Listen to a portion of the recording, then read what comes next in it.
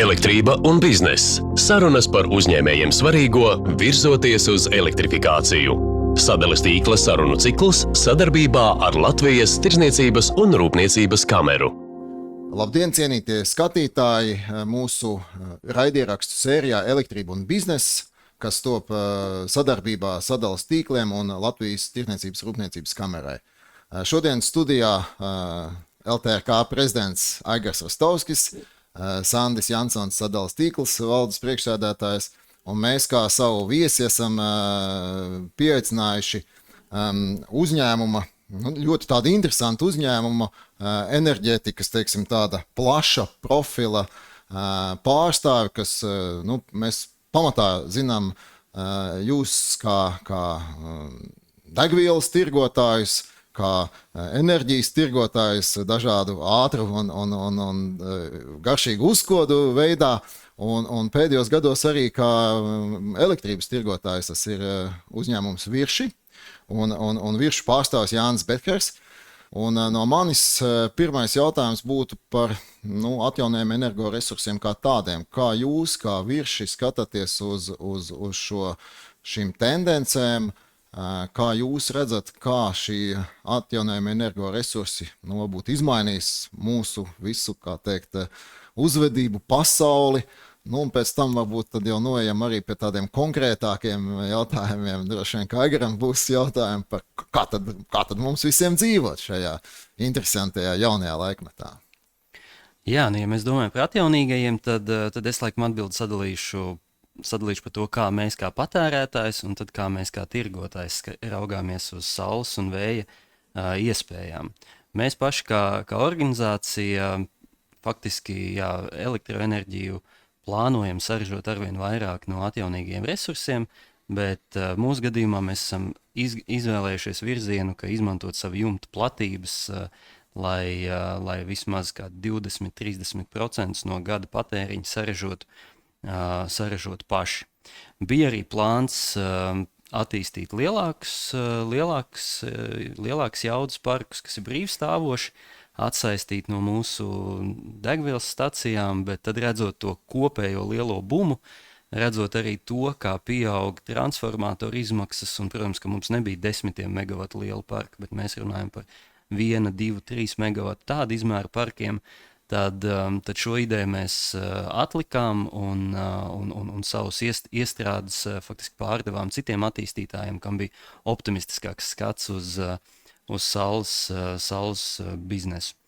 Savukārt mēs kā tirgotāji redzam to lielo vēju un saules potenciālu, un protams, to mēs izjūtam gan tas, ka jaudas paliek lielāks Latvijā, bet, ja mēs skatāmies no tirdzniecības, no biržas cēnu attīstības, tad, protams, daudz svarīgāk ir tas, kas notiek plašākā reģionā, un Igaunijā un Lietuvā tās jaudas jau ir milzīgas. Mēs Latvijā skatāmies ļoti strauji, kā sadales tīklam, tur kā sēnes aug jaunas elektrostacijas, bet mēs esam pie 500 megavatiem, redzēju ziņojumu, ka gada beigās varētu būt 600 megavati Latvijā, tad teiksim, saules ziņā Baltijā visticamāk šobrīd vai gada beigās mēs būsim pāri 2500 megavatu.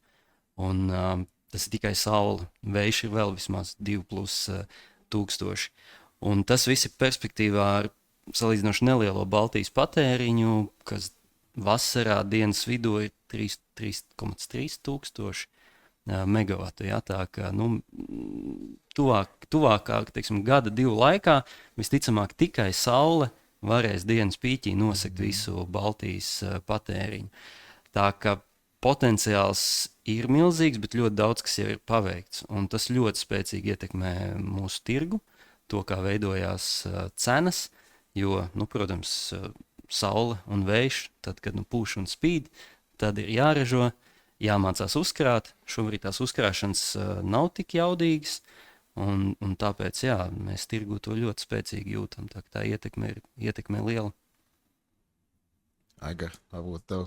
Es sākšu, protams, ar klasisko mantru, jo uzņēmējiem jau faktiski interesē divas lietas, lai enerģija un elektrība būtu, un otrs, lai tā cena būtu konkurētspējīga. Nu, reģionā, pamatā mēs skatāmies reģionā, bet jautājums ir, varbūt, kas ir kaut kādi tas algoritms, pēc kāda principa, kaut kādam vidējam uzņēmumam. Protams, ir uzņēmumi dažādi. Vienu tur ražo, vienam ir liela patēriņa, otram mazi, bet kas ir tas kaut kāds, varbūt, ieteikums, jeb algoritms, pēc kāda principa vienam uzņēmējam izvēlēties, ar ko strādāt, pēc kādiem principiem. Es nesaku, lai tagad kādu reklamēju precīzi, jā, skaidrs, ka virši ir viena no izvēlēm, bet kas varētu būt tādas rekomendācijas, ko pastīties, lai piemeklētu kaut kādu labāko risinājumu savām energoelektrības partnerim? Jā, es domāju, tas, kas uzņēmējiem jāapzinās, ka energoresursu cenas, vienalga elektrība, gāze, vai kāds izmanto propānu vai vēl kaut ko, ka tas ir liels uzņēmējdarbības risks, kurš ir kaut kā jāpārvalda. Un, nezinu, tāpat kā eksportējošam uzņēmumam, kas, teiksim, ar valstī, kurā nav eiro tirgojās, tad tam noteikti ir stratēģija, vai viņi, teiksim, fiksē valūtas kursu, vai, kā būs, tā būs, un tad jau redzēs, cik eiro beigās sanāks no tā produktu, ko mēs tur notirgojam. Un ļoti līdzīgi ir ar elektrības vai gāzes cenām. Un, jā, es ieteiktu, izvēloties tirgotāju, mēģināt veidot ciešāku dialogu un saņemt no tirgotāja, mēģināt saņemt šo kompetenci, kādas ir tās pilnās iespējas. Nevis vienkārši aiziet pie tirgotāja un pateikt, tagad 1 gads, tad bikīnī konkurss, kurš dos labāku cenu. Un tad, protams, notenderēt to 1 gadu. Tu zini, kurš noteikti dos labāku, vēl paskaties līgumā, vai nav kaut kādi slēptie noteikumi. Tas ir viens veids, kā to darīt, un es teiktu, liela daļa Latvijas uzņēmumu tā arī dara. Bet otrs, jā, tas, ko par to kompetenci, es domāju, ka vajag veidot dialogu, varbūt ne tikai ar vienu tirgotāju, bet ar vairākiem, un mēģināt saprast, ko tas tirgotājs var palīdzēt, arī veidojot šo te stratēģiju, kā ar elektroenerģijas cenu risku strādāt. Jo mans tāds kopējais novērtējums ir tas, ka ļoti maz uzņēmēji Latvijā veido šādu politiku, ka, teiksim, es gribu daļēji fiksēt savus energoresursu iegādes cenas, daļēji, lai tās ir plūstošas līdzi elektroenerģijas tirgumu, kas nozīmē to, ka, teiksim, mēs iegūsim no tā, ka cenām būs kritums, bet vismaz daļai būsim pasargāti, ja cenām būs kāpums. Mēs esam 2 gadus pēc milzīgā energoresursu cenu kāpuma, un, manuprāt, viss tā šobrīd domā, tas ir pagājis, un rulē pa vecam. Un ir ļoti maz, kas mainījies, bet visi zina, cik liela bija tā ietekme tām resursu cenām, ka cenas no 40–50 eiro megavatstundā uzkāp līdz 200 eiro megavatstundā izmaksām. Un šo te riska politiku daudz nav sakārtojuši energoresursu iegādē. Bet šajos vārdos, varbūt tajā tādā emocijā, es sadzirdu, kad principā labi, tagad tas viss ir tā kā pakrities lejā, bet tas var atkal arī diezgan stipri liet uz augšu, jā, kaut kā tās energo izmaksas. Kādas varbūt ir jūsu kaut kādas prognozes? Protams, tā ir tā, kā pats teica par to kompetenci, protams, ka nevar kaut ko apsolīt, bet kā ir, skaidrs, jūs tomēr lēnā garā veidojaties, vai esat jau profesionāli, kaut kādu laiku strādājat tajā visā tirgu, kā jūs redzat to kaut kādu perspektīvu? Jā, jebkuram ekspertam pajautājot, kāda tirgus prognoze, tad visi runā par to, kas ir, nezinu, ar 80% varbūtību, ka jā, tātad cenas būs gana stabilas nākotnē, 60, 80, varbūt 60, 100 eiro megavatstundā līmenī, un to galvenokārt veicinās tas, ka būs arvien jaunas vēja un saules jaudas, mācīsimies uzkrāt ekstrēmi lētajās stundās un izlīdzināt ļoti dārgās stundas, bet tas nenozīmē to, ka nebūs arī satricinājumi, un šīs te dārgās stundas var kļūt vēl dārgākas. Ja? CO2 kvotas var nosvērstīties, stacijām var būt problēmas ar darbību, vai arī, kā mēs šobrīd piedzīvojam to, ka Estlink 2 kabelis starp Somiju un Igauniju ilgstoši nestrādā. Un šobrīd cenu starpības starp Baltiju un Somiju ir 60 līdz 80 eiro megawatstundā jūlija mēnesim. Tāpēc cenu satricinājumi noteikti var būt. Tas, kas noteikti mainīsies, ir, ka iepriekš cenas, teiksim, 2 gadus atpakaļ bija gana stabilas visu caur dienu. Ja viņas bija lielas. Šobrīd mēs ejam uz to, ka viņas būs lētākas, tad, kad spīdēs saule un pūtīs vējš, un tad viņas būs ļoti lielas, tad, kad nebūs šo procesu, vismaz kādu laiku. Un tāpēc tas, par ko ir jādomā, ir, kāda mums ir fleksibilitāte, varbūt netērēt to elektrību, tad, kad viņi ļoti, ļoti dārgi, un varbūt paveikt kaut kādus procesus, tad, kad viņi ir lēti. Vismaz tuvākos 3-5 gadus, es domāju, būs jāpielāgojas šādam procesam. Nu, un tad jāskatās, kā baterijas, cik lielas jaudas mēs ieraudzīsim mūsu reģionā baterijām, lai tās cenas atkal izlīdzinātos. Tās baterijas, protams, kā tāds zināms game changers, tur tā attīstība notiek diezgan strauji uz priekšu, tā uzkrāšana, kā vispār izskatās.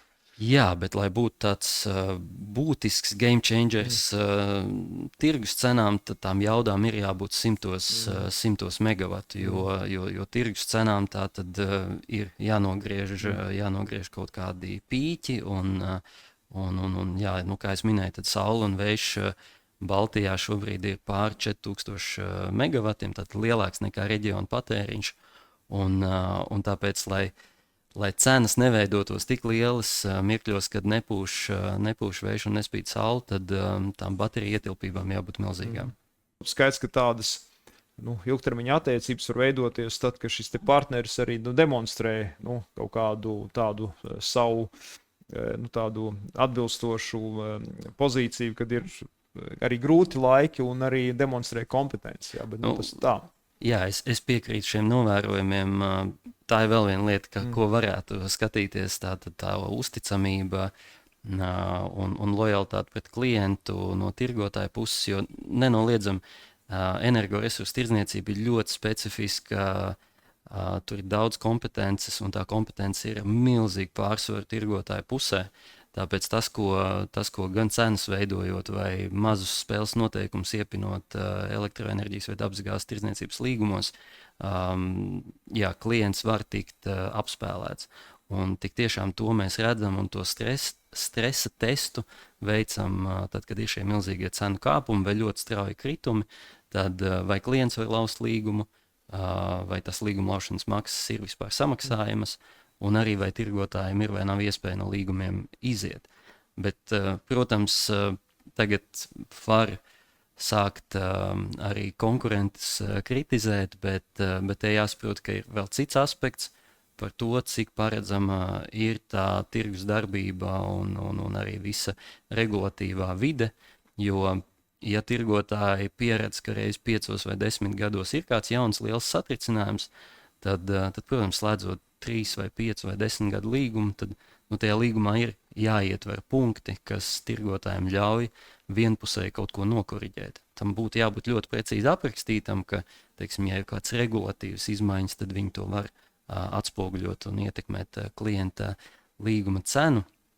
Bet jā, tas arī, teiksim, šobrīd es elektroenerģijas tirgu darbojos kopš 2008. gada, tad redzot, kam mēs esam izgājuši cauri, tas būtu ļoti pārgalvīgi kādam nosaukt cenu un teikt, ka 10 gadus garantēšu un lai vai tur kas nemainīšu. Jo nāk jaunas komponentes, to pašu elektroenerģijas nodokli var pārskatīt vai uzlikt kādu jaunu maksu, par ko arī šobrīd tiek teorētiski diskutēts, un tirgotājiem jābūt to gatavam. Jo es visiem saku, kas man uzdod jautājumu, kā tad ir to elektrību tirgot, es saku, tā ir salīdzinoši zemu maržu biznesa ar milzīgiem riskiem. Ja? Tā nav ļoti pievilcīga joma.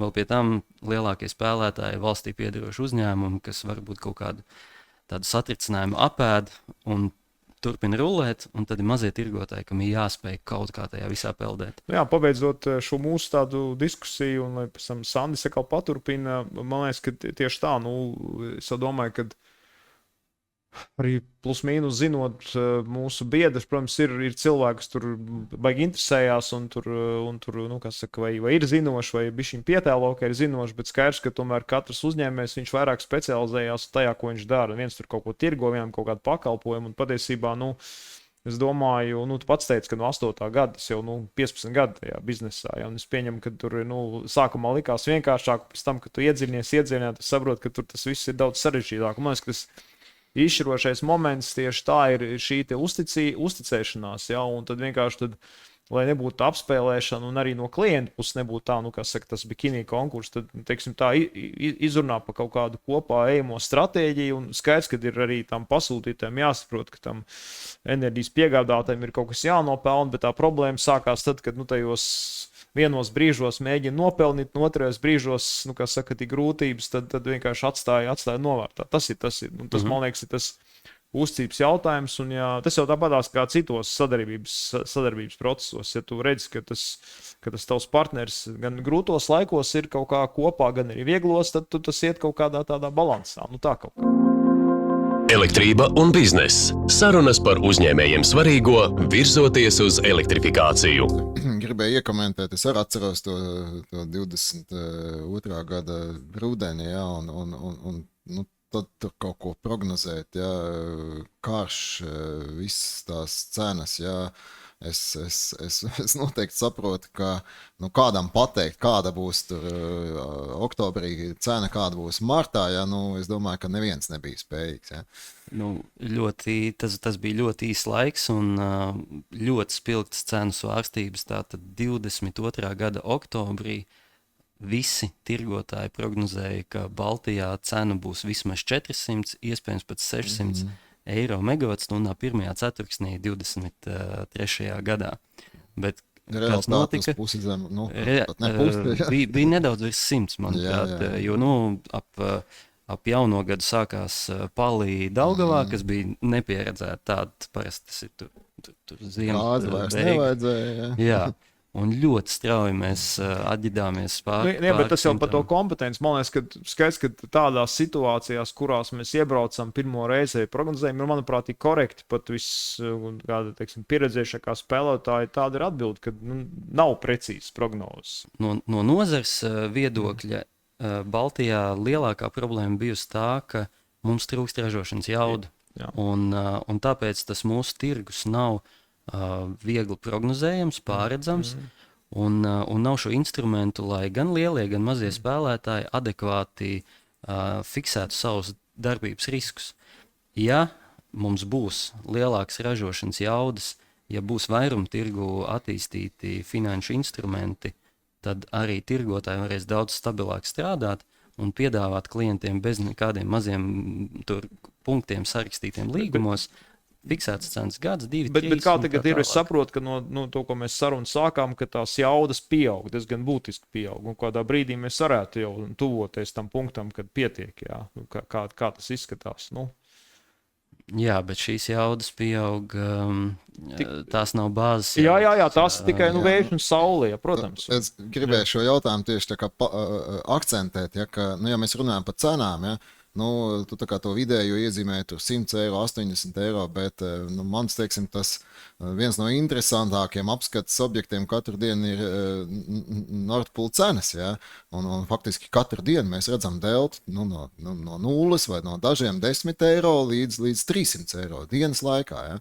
Un tad nu, mans tas jautājums ir varbūt tāds, ka nu, cik tu domā uzņēmējiem vajadzētu skatīties tieši uz tām cenu fluktuācijām? Jo, nu, es zinu, gadus atpakaļ nāca tirgotāji pie manis un teica, nu, tu pārtaisi savu ražošanas procesu, būs baigi izdevīgi tev. Un tad, kad bija tās 50, 60 eiro tā megavatstunda, nu, tur nebija nekāda matemātika. Ja? Tur cilvēku stundas vienmēr visu apēda, ja? Un tā enerģija nebija būtiska. Bet tagad tā delta ir milzīga. Ja? Nu, kā tev liekas, varbūt ražošanas maiņas un tā tālāk. Tas, man liekas, ka ir ļoti tāds aktuāls jautājums. Nē, nu jāsaka kaut vai tiem procesiem, kur cilvēki nav nepieciešami, ja, kas ir, nezinu, saldētavas, saldēšanas iekārtas vai kādi pumpji, kas visu laiku to procesu īsteno, un tad viņus var attālināti vadīt, lai nezinu, tur no -20 samazinam temperatūru līdz -30, patērējot elektrību lētajās stundās, un tad paņemot pauzi uz dažām stundām, kamēr mēs atkal sasniedzam kaut kādu kritisko temperatūru, esam patērējuši lētu elektrību, izvairījāmies no dārgas elektrības patērēšanas. Ja? Nu, tādas elementāras darbības, ar ko ir jāsāk, un tas viss ir tehniski iespējams, jāiet un jādara. Bet tās fluktuācijas viņas var arī, viņas jau nav tur precīzi zināmas minūtē. Viņas kaut kā tur, gan jau kaut kādas tur, kas saka, mākslīgais intelekts vai citas sistēmas var kaut kādas tās tendences parādīt, bet viņas jau nav dienu pret dienu precīzi vienādi. Nē, tas ir, bet kontrolieriem jau ir iespēja ielasīt šīs cenas un optimizēt to darbības grafiku. Kā jūs paši skatāties, tā nav biznesa niša, kur kā energoeksperts varētu iet iekšā un teiksim, es nezinu, likt viedos visādus gadžetus iekšā, biržā cena augšā, leduskapis ārā. Atnākšu pie tevis, ietaupīšu tev kaut kādā 100 vienības, par to 20 vienības paprasīšu. Manuprāt, tas ir, tā ir ļoti milzīga biznesa niša, es dodu brīdi. Jā, mēs par to domājam. Tas, uz ko mēs liekam likmes, ir, kā šo te fleksibilitāti identificēt un piedāvāt balansēšanas tirgu, lai augstsprieguma tīkls no savas puses pasaka, kad, teiksim, kādai iekārtai būtu jāieslēdzās vai jāizslēdzās, izejot no tā, vai sistēmā ir pārprodukcija vai deficīts. Jo šeit runājot par Nord Pool cenām, tad tās visiem ir pieejamas, visi jau zina, kur paskatīties, bet balansēšanas cenas patiesībā ir daudz agresīvākas, un viņas dienas ietveros var svārstīties no -50 līdz 300 eiro. Te katru nedēļu mēs tādu dienu redzam. Tas ir termins, ko es domāju, 90% no skatītājiem nezinu, kas tas tāds balansēšanas. Jā, tātad arī Nord Pool tirgu ir vairāki tirgi. Tātad ir nākamās dienas tirgus, kas katru dienu tātad parāda cenas 1,45, apkopojot katrai stundai piedāvājumu un pieprasījumu. Arī Nord Poolā ir tekošās dienas tirgus, bet balansējošais tirgus ir balansēšanas tirgus ir tas, ko veido pārvades sistēmas operatori, lai nodrošinātu tirgus sistēmas, kopējās sistēmas stabilitāti. Un tātad, ja teiksim, ražotāji ģenerē lielāku enerģijas apjomu nekā sistēmā bija plānots, tad tas ir kaut kā jānokompensē. Vai kādam ir jāsamaksā, lai tas izslēgtos, vai arī jāatrod kāds patērētājs, kas vēlās patērēt tajā mirklī vairāk. Un par to tātad tiek kompensēts viņš ar uzviju. Un šobrīd, visa Eiropa jau ilgi skandina par to, ka šī balansēšana ir jāīsteno nevis ar lielajām stacijām, tad Latvijā tipiski tas būtu HES un TEC, kas to nodrošina šīs fleksibilitātes, bet gan mums ir jāiet un jāmeklē daudz efektīvākas vietas, 10,000 mājsaimniecību boileri saslēdzot tos kopā un tad palīdzot augstsprieguma tīklam vai saules parkus saslēdzot un tad ātri izslēdzot, ja kāds ražo cits pa daudz. Tā ka tas ir balansēšanas tirgus. Mums tikai replika ir tāda, tad, kad uznāk vējgāze vai snieglauz, tad šie boileri visi atslēdzās no šī pakalpojuma. Tā sistēma, kā saka, uzreiz sagrūst, tā kā tur ir arī blaknes. Bet, es domāju, ka tas stāsts par energo viedumu, energo pratību, tas ir jautājums, uz ko visiem vajadzētu fokusēties, kā es varu šīm fluktuācijām pielāgoties. Man tas nav būtiski, tad es droši vien varu kaut ko fiksēties un tā tālāk, bet es domāju, ka mūsdienās jau tādu, kam tas nav būtisks, jau ir tā kā ļoti grūti atrast. Bet kā vispār tā, skaidrs, ka es te kaut to jautājumu uzdevu kaut kādā vienā veidā par to prognozēšanu, bet jebkurā gadījumā, kā es to saprotu, kā tas notiek, ienāk tās jaunās enerģijas, tur saule, vējš, tagad tur uzkrāšana, tur tagad visus iesaista vēl tur tos boilerus, kā saka, un ko tur, un vēl tur katrs kaut ko tur izdomās un gadžetus. Bet tas nozīmē, ka, principā, tai loģikai būtu jābūt tādai, ka viss kaut kā iesaistās, kad, tad kopumā tai tendencei būtu jābūt, ka tās enerģijas izmaksas no vienas puses mazinās, bet no otras puses skaidrs, ka arī visām tām, lai tas viss kaut kā varētu funkcionēt, kādam alga jāmaksā, kādam jāinvestē, kā vispār tā lielā tendence, tāda strateģiskā tendence, tā enerģija būs tā kā plus mīnus tā cena turēsies, vai viņiem būs tāda ilgtermiņa tendence tā kā drīzāk samazināties, vai drīzāk varbūt pat tieši otrādi iet uz augšu, kā vispār, tādas. Tas vajag tāds skats, nezinu, tur 10 gadu uz priekšu, 20, kā vispār tā, kas notiek ar to globāliem tādiem procesiem. Enerģijas tirgus ir ārkārtīgi agresīvs un jā, tāds mežonīgs, jo jā, es piekrītu, ka aizmugurē cilvēku resursi un to izmaksas pieaug, bet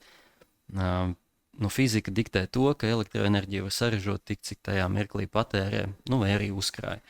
Un otrādi, un tāpēc tiem ražotājiem, kas kļūst arvien vairāk, viņiem ir jātiek tirgu iekšā. Un tātad viņiem jābūt to skaitā, kas ir gan efektīvi, lai tajā konkrētajā 15 vai 60 minūšu nogrieznī apmierinātu pieprasījumu. Un tas diktē to, ka visas cenas aiziet uz šīm te mainīgajām izmaksām, uz pēdējās stacijas, kas ir efektīva un kas ir nepieciešama, lai nosektu tā brīža tūlītējo pieprasījumu uz tās stacijas izmaksām. Un tāpēc arī ir tā, ka ja saule vai vējš vai saule plus vējš spēj nosekt visu tā brīža pieprasījumu, un šo staciju mainīgās izmaksas ir tuvu nulai, tad elektroenerģijas cena ir nulle. Un nav svarīgi, cik ir kādam vadītājam alga vai apkops šai stacijai maksā. Izmaksas ir ļoti, ļoti zemes, elektroenerģijas cenas ir zemes. Un tāpēc, redzot tās investīcijas, kas nāk iekšā, globālā tendence ir tā, ka cenas saruks. Tā ir laba ziņa. Varbūt no šiem sarežģītajiem lieliem jautājumiem par tādu puiku tēmai tuvāko lietu elektromobīļi. Jūs arī kā milzīgs degvielas uzpildes staciju tīkls, es zinu, ka ir ļoti, ļoti liela aktivitāte no jūsu puses arī šajā elektroauto uzlādē. Kā tu skaties uz šo tendenci? Kas notiek pat labāk, ko Virši dara šajā jautājumā un kādas varbūt tās nākotnes ekspektācijas, kad tad mums, pienāks tas brīdis, kad pusē būs elektromobīļi, kad tu aicināsi, vai mums arī jāpērk vai nav? Elektrība un bizness. Sarunas par uzņēmējiem svarīgo, virzoties uz elektrifikāciju. Jā, mēs strateģiski esam izlēmuši, ka mums ir lielisks lokācijas, lielceļu malās un pilsētās, un tāpēc, ja mēs redzam, ka konkurenti, citi degvielas uzpildes staciju operatori, teiksim, izīrē savas vietas, tad mēs būvējam savu tīklu, un mugurkaulu mēs veidojam savās stacijās, un tad, kad pienāks laiks, tad mēs iesim ārpus savu tīklu.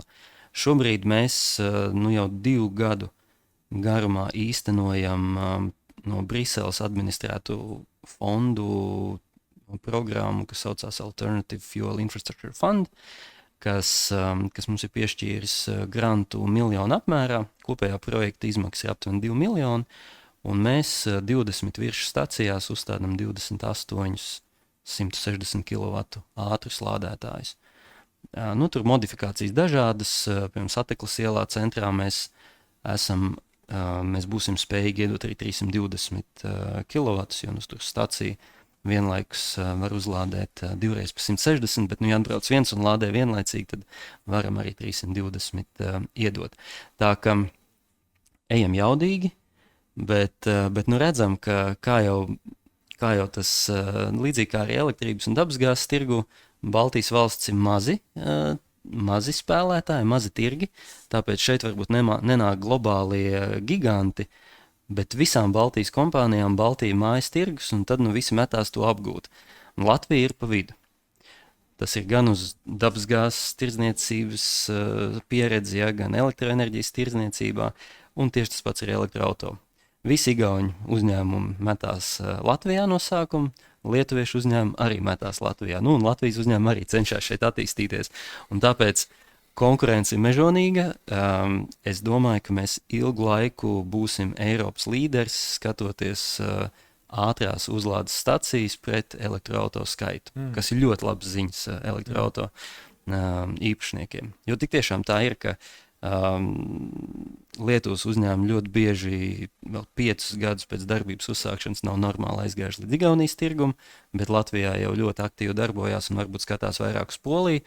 Un Igauni atnāk līdz Latvijai, skatās uz Somiju, darbojas Somijā un līdz Lietuvai līdz galam netiek.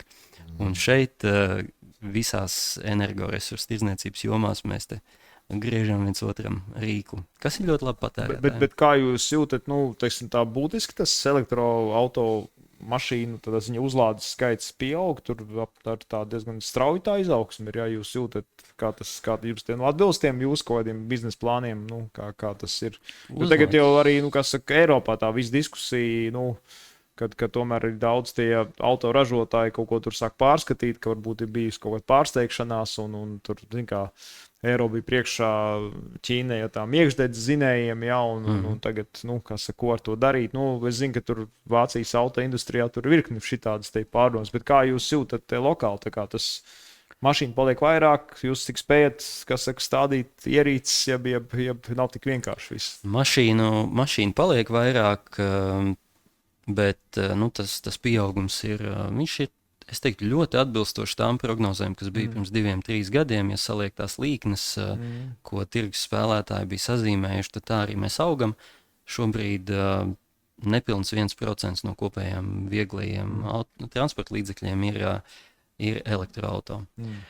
Bet jā, nenoliedzami šobrīd visi attīsta savus uzlādes tīklus.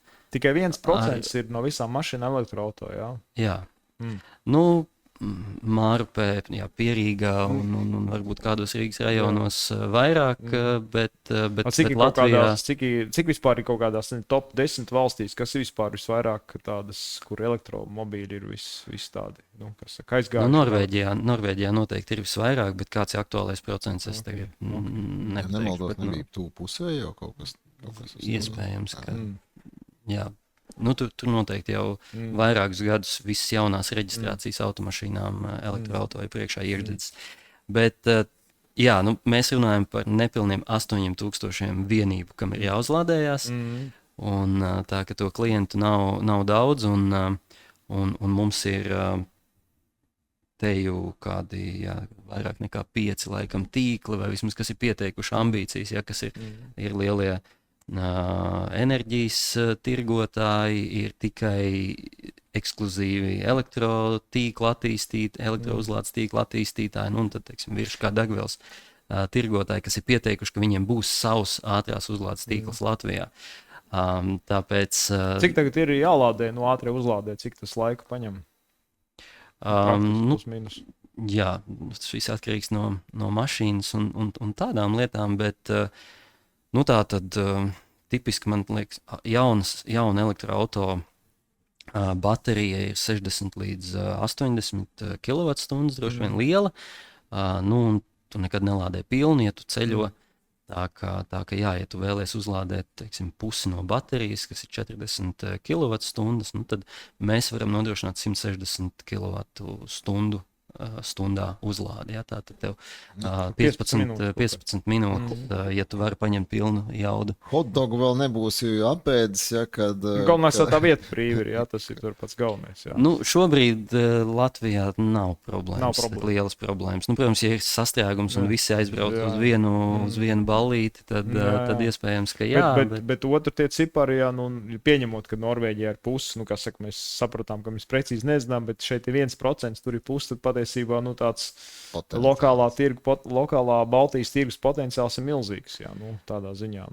Potenciāls ir milzīgs, bet mēs esam ļoti tālu, teiksim, tur sociālajos tīklos, gan kaujās, gan šaudās Amerikā, ja tur kāds pielien tev priekšā, tur, teiksim, Teslas superchargerim, tur ļoti smagi. Mums nekas tāds nav Latvijā novērots. Pagaidām nav. Ieroči netirgo, tur ir smierīgi. Nē, bet, elektroauto komunā, protams, visi kopējā čata grupās, tad tur lamājās. Bet ir arī tā kā, es zinu, ka parasti teica, ka no tiem BMW brauc tie visagresīvākie ir. Elektroauto arī kaut kādas modeļi, kur tādi visagresīvākie braucēji ir iecienījuši. Nav tāds. Nē, tādas statistikas man nav, bet elektroauto patiesībā ļoti disciplinē, jo iekšdedzes dzinējs ir ļoti neefektīvs savā darbībā, tāpēc tas, ka tu brauc agresīvāk vai ātrāk, tas tikai nedaudz pieaudzē tavu patēriņu, bet ja tu elektroauto brauc ātrāk nekā 70-80 km/h, tā pretestība, gaisa pretestība palielinās, vai arī, ja tev tāda smagāka kāja, tu to momentā jūti, jo efektivitāte ļoti liela, jo tu neracionālāk izmanto enerģiju, vai tev lielāks darbs jāpaveic, tā pieaug patēriņš un tas baterijas resurss strauji krītās. Bet jā, par tiem tīkliem šobrīd visi attīsta ar kaut kādu skatu nākotnē.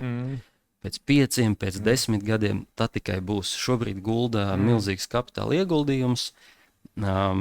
Jā, tā tad iespējams liek kārtu uz to, ka tikai mums jāizrauj tās jaudas, ko sadales tīkls nodrošina, jo pēc tam citiem nebūs. Redzēsim, man ir liela cerība uz to, ka sadales tīkls ir jaudīgs un stiprina savu mugurkaulu. Un tāpēc jā, mūsu stratēģija ir tā, ka mēs būvējam savos objektos, un tad, kad būs laiks, tad iesim varbūt kā 3., 4. operators pie lielveikaliem, jo jā, to mēs redzam jau, man liekas, tā bija Igaunija, Viru centrā, tas bija pirmais objekts, kur viņi apzināti atvēra uzlādes tā kā placi vienā stāvā, un tad tur vairāk, manuprāt, 4 dažādi uzlādes operatori ir izvietojuši savus iekārtas, tad klients atbrauc, un kurš tagad dod labāku cenu. Jā, bet par elektroauto skaitu atkal es teiktu, ka ģeopolitika spēlē savu lomu. Manuprāt, Vācijas autoražotājiem bija plāns, ka viņi paši spēs lielu daļu no darba, kas saistīts ar elektroauto baterijām, paveikt paši savās rūpnīcās un varbūt tikai pašas izēvielas iegādāties. Bet tām viņu tehnoloģijām tomēr neiet tik spīdoši, un viņi ir aizgājuši atpakaļ pie Ķīnas baterijām, un Ķīna ir visu pasauli apspēlējusi, sākot no izēvielu ieguves, ja, gan Čīle, Indonēzija, tur visur operē Ķīnas kompānijas, viņi šos resursus ved uz Ķīnu, apstrādā, un arī ražo jau gala produktu bateriju. Faktiski to es tur galīgi neesmu speciālists, var tikai atstāstīt, ko es dzirdējis dažādās, kad faktiski tie ķīnieši brīnījās, ko tad, ja tur Vācu auto industrija bija tur priekšā, 10 gadus tajās iekšdedzes sinējās, patiesībā to tirgu tā kā atdeva, jā, un ķīnieši bija tur priekšā, tādā ziņā. Jo manā skatījumā tās abas tomēr sistēmas ir, labi, tur es neesmu speciālists, bet kā es to saprotu, arī tas iekšdedzes to sistēmu, tu arī viņu attīstīt var tur, uzlabot ekoloģiski, ja, viņas ir savā ziņā konkurējušas sistēmas, un savā ziņā tajā tēmā, kur viens bija attīstījis, viņš faktiski to tirgu labprātīgi atdeva, un tie ķīnieši tādā ziņā tikai berzē rokas, ja, un tagad, protams, tur vācieši kasa galvu, ko ar to visu darīt. Viens, protams, ka tas trends to elektro ir, bet vai vajadzēja atdot to zonu, kas bija attīstīta, ja, kur varēja arī slīpēt, tur jau arī var jebkuru tēmu tu var slīpēt, jo es saprotu, šobrīd jau daudz tie ražotāji taisa tās visas sistēmas, ka tas izmeša apjoms tur jau arī tuvojās nulē faktiski, jā.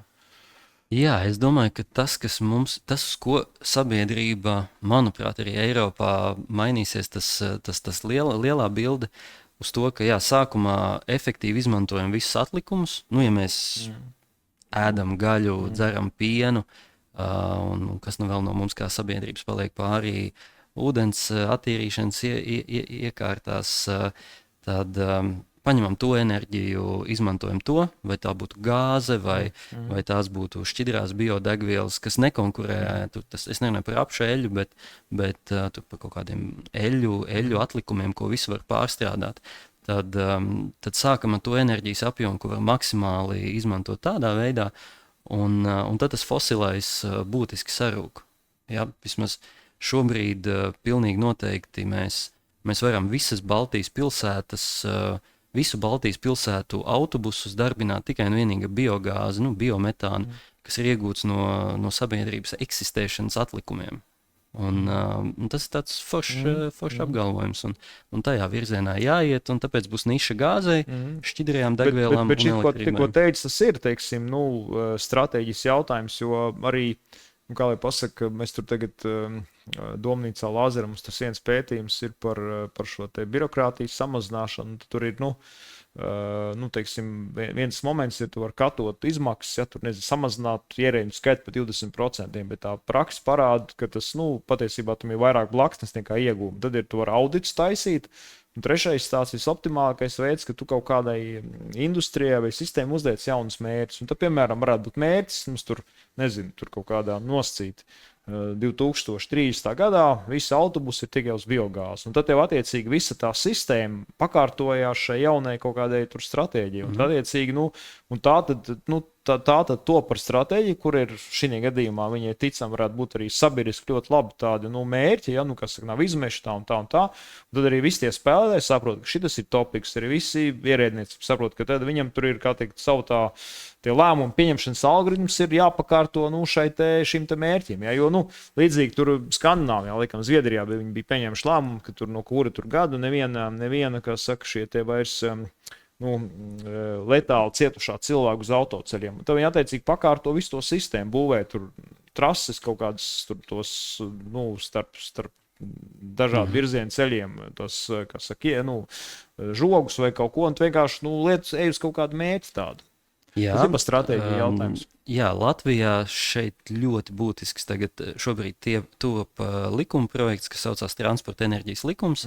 Tas ir sācis ceļu saimnes gaitiņos, un tas būs tas, kas tieši transporta nozarē iedos signālus, ko un kā. Nu, mana cerība ir tāda, ka jā, uzliks gan ambiciozu mērķi, bet iedos šo tehnoloģiju neitrālu rīcības brīvību degvielas tirgotājiem un autoparku turētājiem.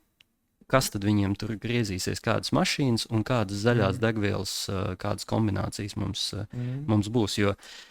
Jo valstī pasakot, ka mums vajag tieši vienu lietu, nezinu, piemēram, tagad, ka mums būs 200 ūdeņraža autobusi, mēs riskējam ar to, ka ok, mums būs autobusi, bet viņi būs šausmīgi dārgi. Un tāpēc, jā, labāk būtu, nu, pareizi būtu iet klimata draudzīgu, bet tehnoloģiski neitrālu. Ne, un arī visu laiku tomēr par tām izmaksām jādomā. Jā, tas arī tomēr stāsts ir. Tas jau beigās trāpa visu to, nu, sabiedrību. Jā, tas ir sociāli. Gribēju agāk tev, kā teikt, piemetināt, ka stratēģijas esamība jau nenozīmē, ka tev nevajag būt efektīvam. Jā? Protams. Abas lietas iet kopā un tas privātā biznesā ir ļoti normāli, ka tev ir jāpārdod vairāk un jāsamazina izmaksas. Tie abi divi it kā liekas, nu, pagaid, nu, tā izvēlēs vienu, bet tas ir komplekts. Vienmēr tev jābūt ir efektīvam, bet tev jāizdara vēl vairāk. Ne, bet redzi, Sandi, tas ir jautājums par to, nu, spēles laukumu, kādu tu uzbūvē. Jā, un ja tu uzbūvē viņu kaut kādu, nu, šķību, ja to spēles laukumu, tad kaut kādiem vieniem spēlētājiem ir kaut kāds. Viņi automātiski saņem kaut kādu naudu, ja viņi var atļauties būt neefektīvi, un mēs kaut ko maksājam. Tāpēc tādā ziņā es esmu vairāk par tādu saprātīgu, liberālu tirgu, bet kad tie visi spēlētāji saprot, nu, šodien ir tādas tehnoloģijas, rīt būs kaut kāda 4., 5. tehnoloģija, ko mēs šodien nezinām. Bet kad viņam ir tas, ka viņš var ar to savu tehnoloģiju ienākt, ja viņš demonstrē kaut kādus parametrus, jā, tad viņš arī var, nezinu, kaut kādu citu tehnoloģiju piedalīties. Nezinu, tur braukt ar ko varētu braukt ar ķieģeļiem ar mašīnu. Jā, nu, whatever. Nu, viņš tādu izdomās, viņš iekrāmēs tur 10 ķieģeļus un brauks. Jā, un ja viņš tādu būs izdomājis, jā, bet ja viņam nav kaut kāda izmeša un ja viņš ir konkrēta cena, kāpēc viņš nevar piedalīties tajā spēlē? Nu, amatā ir noteikti pareizi mērķi, pareizi KPIs. Tad jau pavilksies viss. Un teiksim, biodegviela pusē vēl tajā visā vienādojumā ir, ka ir tās pātagas piesārņotājiem. Ja? Tātad, nu, ja tu nešķiro atkritumus vai arī, ja tu kūtsmēsls nesavāc vai putnu mēsls nesavāc, tad tev ir soda nauda. Un tas uzreiz jau padara to, ka iespējams tas zaļais vairs nemaz nav kaut kas ekskluzīvs un neaizsniedzami dārgs. Jā, teiksim, tur, eļļu, tur dažādu organisko atkritumu, šķidrās degvielas, viņas ļoti strauji samazinājušās cenā.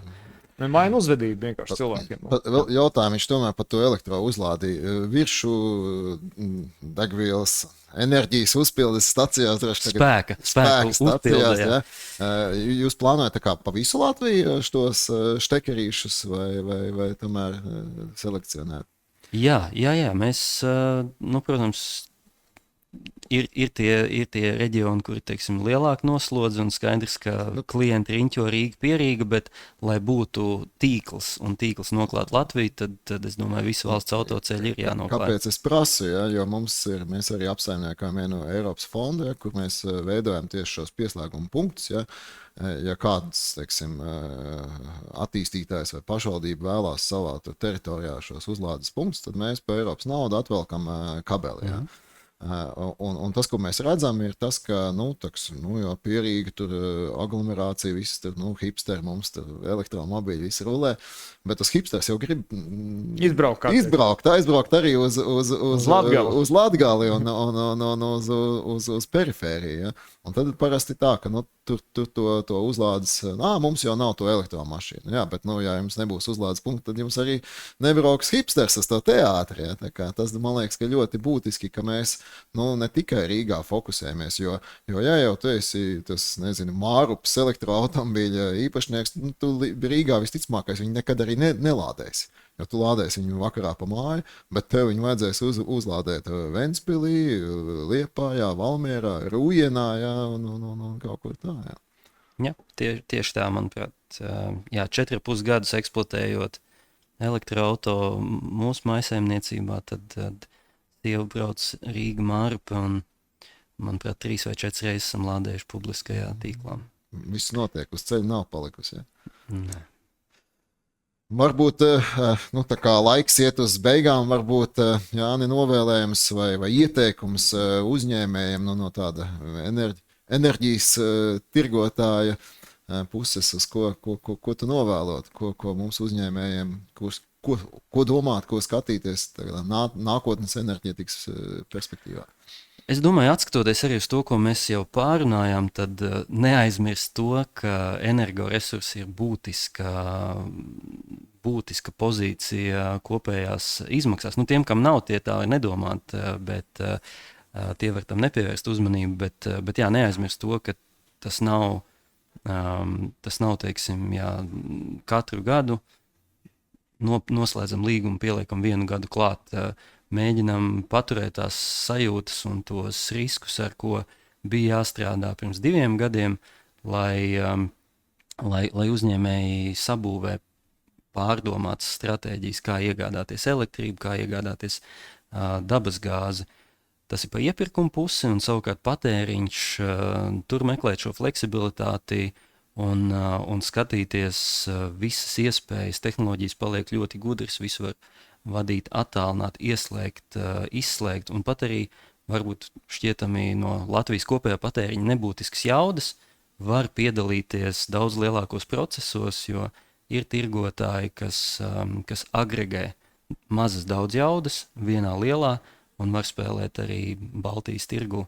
Tā kā vajag tikai painteresēties un mazliet atvēlēt laiku iedziļināties. Klausoties tevī, man nāca prātā teiciens par politiku. Ja tu neinteresējies par politiku, pienāks brīdis, kad politika sāks interesēties par tevi.